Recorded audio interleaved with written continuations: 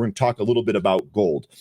Citigroup raised its 3-month gold price forecast to $3,500 per ounce from $3,300 on Monday, citing deteriorating U.S. growth and inflation outlook. The bank expanded its expected trading range from $3,300 to $3,600 from $3,100 to $3,500. That's according to Reuters. Spot gold traded at $33.56 per ounce on Monday, while Bitcoin held steady near $114,500. That was up 4.3% over 7 days, with a market cap exceeding $2.27 trillion. U.S. growth and tariff-related inflation concerns are set to remain elevated through the second half of 2025. We just heard a contrarian opinion to that, which, alongside a weaker dollar, are set to drive gold moderately higher to new all-time highs.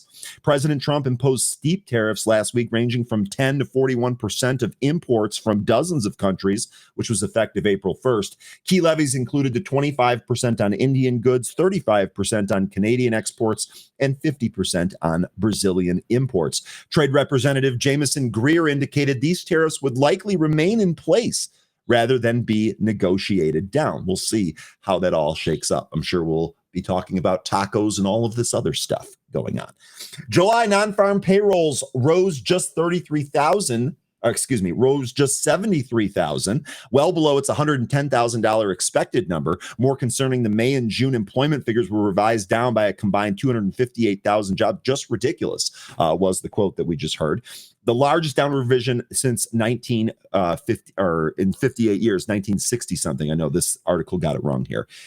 Markets now price in an 81% probability for a September Federal Reserve rate cut. We just heard we're almost certainly getting it there. I would agree with that. I would think we definitely have to get it in September. Citi estimates gross gold demand has risen over 1/3 since mid-2022, nearly doubling prices by the second quarter of 2025. Gold traditionally thrives in low interest rate environments during political uncertainty. Maybe we'll start making a move back to that.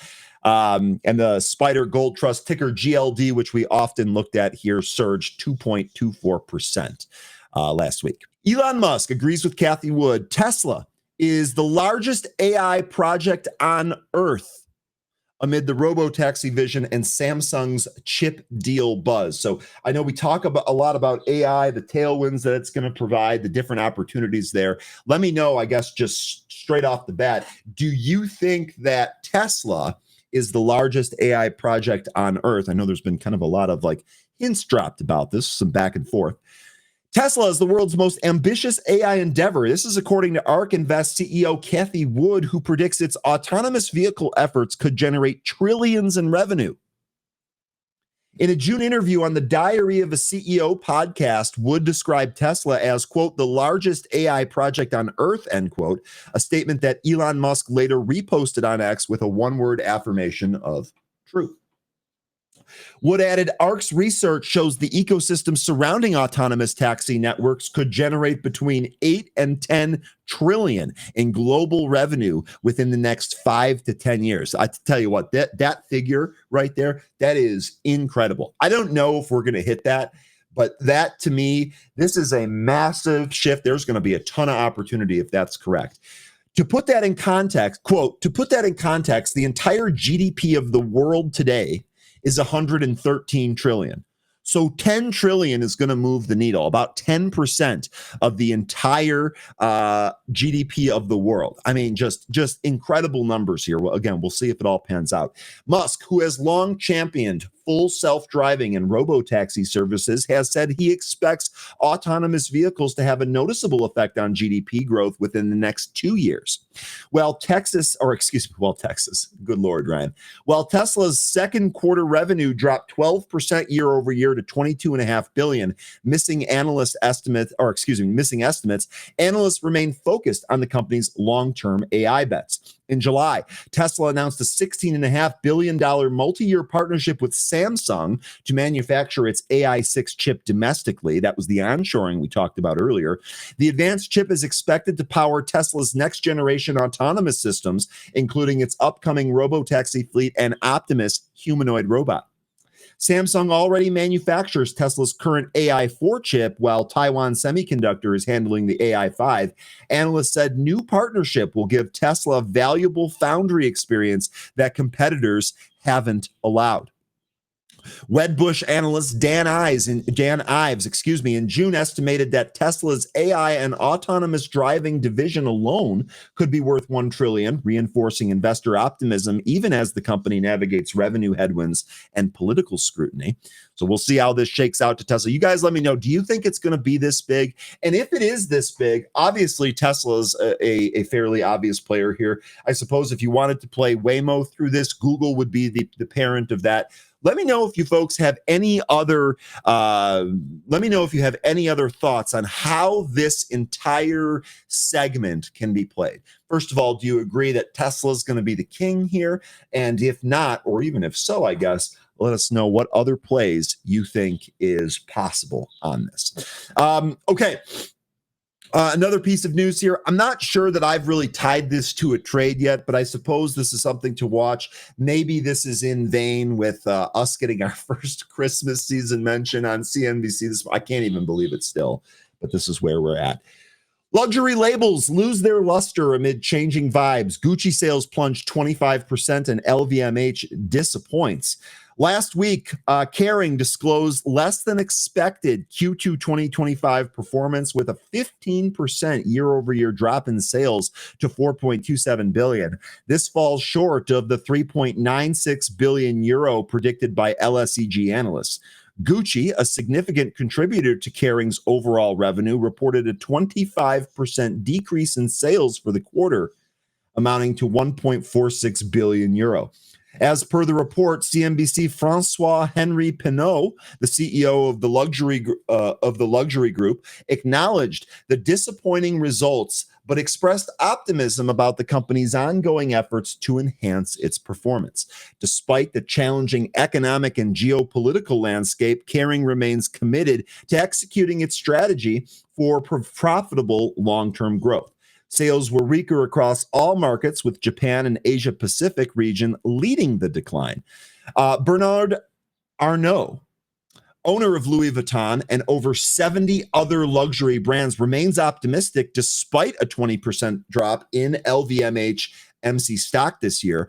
According to the Wall Street Journal, Arnault has invested over $1 billion in the company's shares since January. However, investors are growing concerned. LVMH reported disappointing results last week with a 9% drop in sales from its fashion and leather goods division in the second quarter. The company attributed the weak demand for brands like Louis Vuitton and Christian Dior due to their reduced tourist spending. Industry-wide, sales are expected to remain flat this year, marking the second consecutive year of lackluster demand. This is a significant deviation from the norm, as the industry typically grows at twice the rate of global economic growth. Furthermore, Gen Z's spending on luxury goods fell 7% last year, equivalent to $5.7 billion drop. This decline is attributed to negative stories about the industry's supply chain abuses and extreme price markups going viral on social media. I would also throw in there that there are some advertising campaigns from various different brands, I won't single out any, that are, let's just say, not all that popular. That might also be playing into this, although there's no mention of it. The luxury industry is now 50% larger than a decade ago, making growth even more challenging for established brands. Despite these hurdles, new creative designers from major luxury brands like Chanel, Gucci, and Dior are set to unveil fresh collections later this year. Now, the luxury goods market is facing a critical juncture. The industry's growth has traditionally outpaced global economic growth, but recent trends suggest a possible structural shift. The decline in Gen Z spending, driven by concerns over supply chain abuses and extreme price markups, indicates a changing consumer landscape. I would agree with that. The industry's response to these challenges, including the introduction of new collections by major brands, will be crucial in determining its future trajectory. Now, if you folks trade Hermes or LVMH or any of these luxury brands, I'd like to hear about that for a particular trade. I'm interested in any possible trade here. I'm not familiar with those myself, so I'm not going to necessarily make a prediction on any of that. But one thing that I did want to take a look at that I was reminded of when I was reading the story was Ferrari.